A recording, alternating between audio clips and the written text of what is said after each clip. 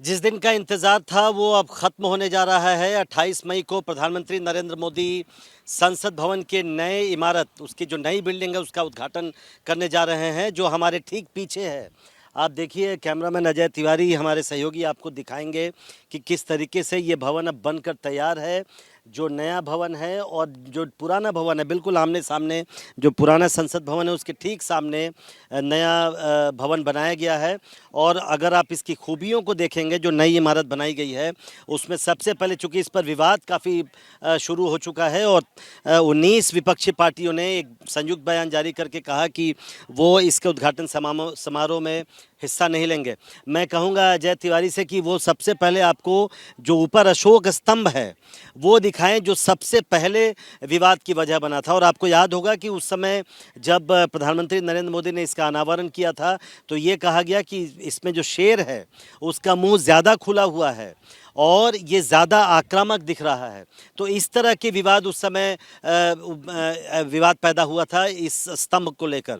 तो जब से एक तरीके से ये पार्लियामेंट बिल्डिंग बनना शुरू हुई है, 10 दिसंबर 2020 को प्रधानमंत्री नरेंद्र मोदी ने इस इमारत की नींव रखी थी, आधारशिला रखी थी, और वही 28 मई को इस बिल्डिंग का उद्घाटन करने जा रहे हैं। जो पुरानी बिल्डिंग और जो नई बिल्डिंग में सबसे बड़ा फ़र्क ये बताया जा रहा है, जो तमाम सहूलियतें दी गई हैं इसमें सांसदों के लिए।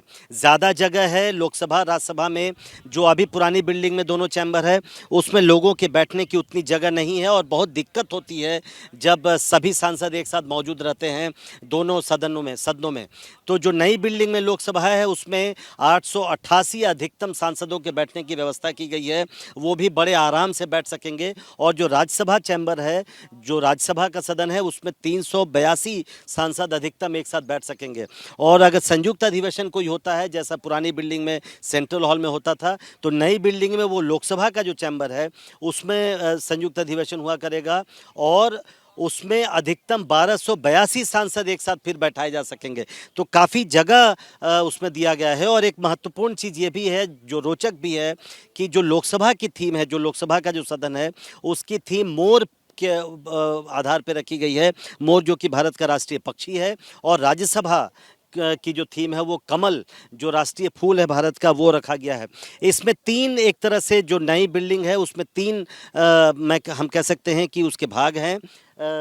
उसमें पहला भाग लोकसभा और राज्यसभा दो भाग है, और तीसरा एक सेंट्रल लाउंज भी बनाया गया है। पुराने बिल्डिंग में एक सेंट्रल हॉल होता था जिसमें तमाम सांसद आके बैठते थे, अपने बात रखते थे, अपनी बातचीत करते थे। उसी तरह से सेंट्रल लॉन्ज इसमें बनाया गया है, जो दोनों सदनों के अलावा बिल्कुल सामने वो बनाया जाएगा। और इसके आगे कोर्टयार्ड है, उसमें बताया जा रहा है कि एक बरगद का पेड़ लगाया जाएगा इस नए संसद भवन में। उसके अलावा बाकी तमाम सहूलियतें, चाहे वो जो संचार का माध्यम होता है, जो माइक्स होते हैं, जो बाकी सहूलियत होती है, जो काम करने का तरीका होता है, स्टाफ जो बैठते हैं और सांसदों को जो बाकी सुविधाएं होती हैं, वो ज़्यादा दी गई है। और यहाँ पर ये भी मैं बता दूं कि ये केवल शुरुआत भर है।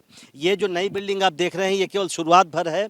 सेंट्रल विस्टा प्रोग्राम के तहत इस बिल्डिंग का और विस्तार किया जाएगा और आगे चलकर इस बिल्डिंग से सटे एक और दूसरी इमारत भी बनाई जाएगी, जिसमें जो जितने सांसद हैं उन सबको एक कमरा छोटा छोटा दिया जाएगा, ताकि वो जो संसद के अलावा जो पल हैं वो वहां जाएं और अपने काम कर सके। तो अब इंतज़ार 28 मई का है। इस पर जैसा मैंने बताया विवाद छिड़ गया है, क्योंकि 20 के करीब पार्टियां ऐसी हैं जिन्होंने कहा है कि वो इस उद्घाटन समारोह में शामिल नहीं होंगे, क्योंकि उनकी ये मांग है और उनका ये आरोप है कि इस उद्घाटन के लिए राष्ट्रपति द्रौपदी मुर्मू को बुलाया जाना चाहिए था, क्योंकि राष्ट्रपति ही संसद का की एक तरह से मुखिया होता है। एक और दिलचस्प बात यह है कि जो जिस संसद भवन का जो उद्घाटन होगा वो वैदिक तरीके से होगा। और कल गृह मंत्री अमित शाह ने बताया था कि किस तरीके से सेंगोल, जो पुरानी परंपरा होती थी, उसको ट्रांसफ़र किया जाएगा। तो अब इंतज़ार बस 2 दिनों का है और प्रधानमंत्री नरेंद्र मोदी यहाँ पर आएंगे और तमाम